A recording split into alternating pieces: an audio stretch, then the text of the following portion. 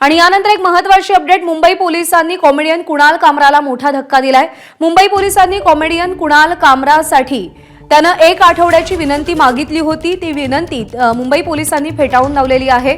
त्याला समन्स बजावण्यात आलेलं होतं, पण मुंबई पोलिसांसमोर हजर होण्यासाठी कुणाल कामरानं 1 आठवड्याचा वेळ मागितला होता। मृत्युंजय सिंग आपले प्रतिनिधी आपल्याला अधिक अपडेट देतील। मृत्युंजय, काय भूमिका मुंबई पोलिसांची?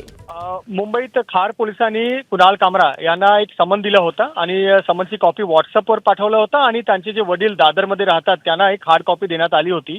पण आणि आज कुणाल कामराचे वकील काल रात्री मुंबई पोलिसांच्या खार पोलीस स्टेशनमध्ये दाखल झाले आणि जे अपील होती, एक निवेदन होती की 7 दिवसाची मुदत दिली पाहिजे, त्याची हार्ड कॉपी खार पोलीस स्टेशनला सोपली। पण आता मुंबई पोलिसांनी, खार पोलिसांनी ही जी निवेदन आहे ती फेटाळली आहे। 7 दिवसाची वेळ मागितली होती, पण आता मुंबई पोलिसांनी सांगितलंय की हा 7 दिवस देणार नाही आणि बीएनएसच्या सेक्शन 35 याच्या खाली पुन्हा दुसरा समन मुंबई पोलीस देणार आहे। आज दुपारनंतर किंवा संध्याकाळपर्यंत कुणाल कामरा यांना दुसरा समन देणार आहेत मुंबई पोलीस।